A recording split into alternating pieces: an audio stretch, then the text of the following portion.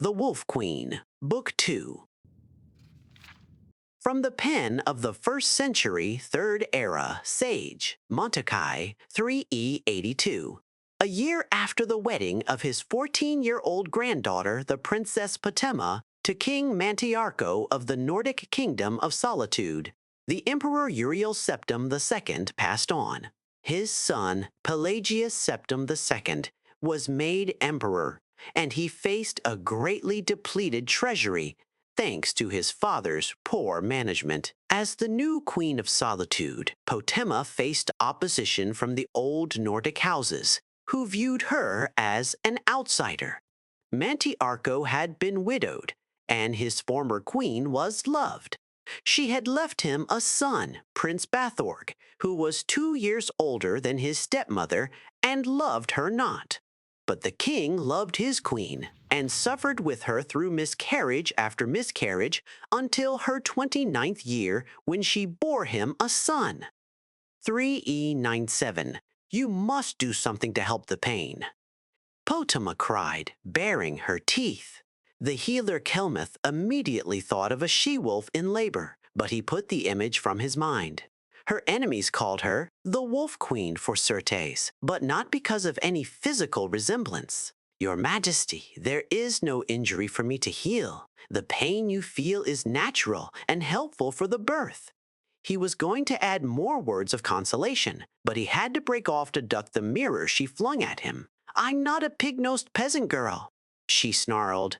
I am the Queen of Solitude, daughter of the Emperor.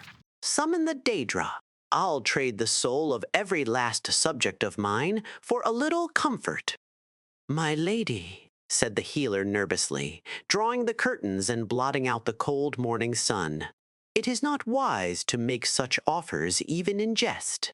The eyes of oblivion are forever watching for just such a rash interjection.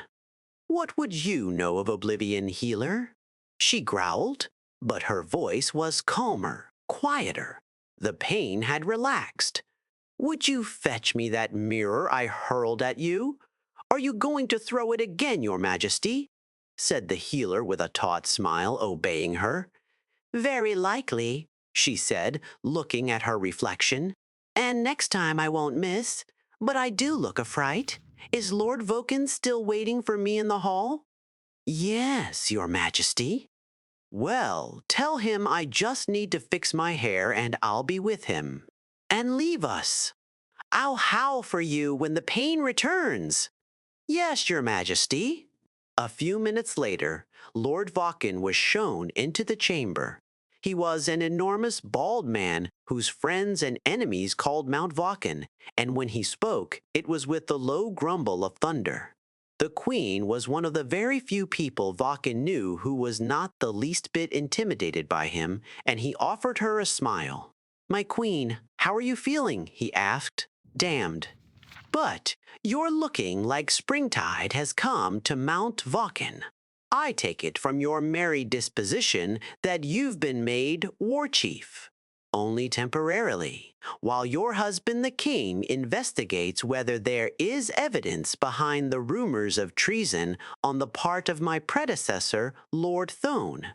If you've planted it as I've instructed, he'll find it. Potema smiled, propping herself up in the bed. Tell me, is Prince Bathorig still in the city? What a question, Your Highness, laughed the mountain. It's the tournament of stamina today. You know the prince would never miss that. The fellow invents new strategies of self-defense every year to show off during the games.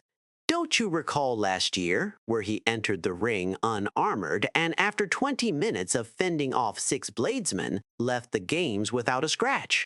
He dedicated that bout to his late mother, Queen Amadatha. Yes, I recall. He's no friend to me or you, Your Highness, but you must give the man his due respect. He moves like lightning. You wouldn't think it of him, but he always seems to use his awkwardness to his advantage to throw his opponents off. Some say he learned the style from the orcs to the south. They say he learned from them how to anticipate a foe's attack by some sort of supernatural power. There's nothing supernatural about it, said the queen quietly. He gets it from his father. Mantiarco never moved like that, Vulcan chuckled. I never said he did, said Potama. Her eyes closed and her teeth gritted together. The pain's returning. You must fetch the healer. But first, I must ask you one other thing. Has the new summer palace construction begun? I think so, Your Highness. Do not think, she cried, gripping the sheets, biting her lips so a stream of blood dripped down her chin. Do make certain that the construction begins at once, today. Your future, my future, and the future of this child depend on it. Go. 4 hours later, King Mantiarco entered the room to see his son. His queen smiled weakly as he gave her a kiss on the forehead. When she handed him the child, a tear ran down his face. Another one quickly followed, and then another.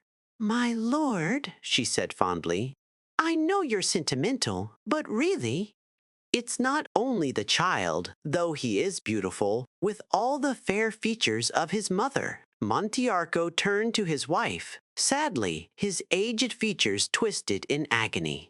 My dear wife, there is trouble at the palace. In truth, this birth is the only thing that keeps this day from being the darkest in my reign. What is it? Something at the tournament. Potema pulled herself up in bed. Something with Bathorge? No, it isn't the tournament, but it does relate to Bathorg. I shouldn't worry you at a time like this. You need your rest. My husband, tell me. I wanted to surprise you with a gift after the birth of our child, so I had the old summer palace completely renovated. It's a beautiful place, or at least it was. I thought you might like it. Truth to tell, it was Lord Vulcan's idea. It used to be Amadetha's favorite place. Bitterness crept into the king's voice. Now I've learned why. What have you learned? Asked Potema quietly. Amadetha deceived me there with my trusted war chief, Lord Tone. There were letters between them, the most perverse things you've ever read, and that's not the worst of it. No, the dates on the letters correspond with the time of Bathor's birth. The boy I raised and loved as a son. Mantiarco's voice choked up with emotion. He was Thone's child, not mine. My darling, said Potema, almost feeling sorry for the old man. She wrapped her arms around his neck as he heaved his sobs down on her and their child. Henceforth, he said quietly, Bathor is no longer my heir. He will be banished from the kingdom. This child you have borne me today will grow to rule Solitude. And perhaps more, said Potema. He is the emperor's grandson as well. We will name him Mantiarco II. My darling, I would love that, said Potema, kissing the king's tear-streaked face.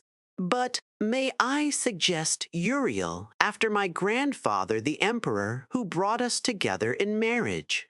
King Mantiarco smiled at his wife and nodded his head. There was a knock at the door. My liege, said Mountfaucon, His Highness, Prince Bathora, has finished the tournament and awaits you to present his award. He has successfully withstood attacks by 9 archers and the giant scorpion we brought in from Hammerfell. The crowd is roaring his name. They are calling him the man who cannot be hit. I will see him, said King Mantiarco sadly, and left the chamber. Oh, he can be hit all right, said Potema wearily, but it does take some doing.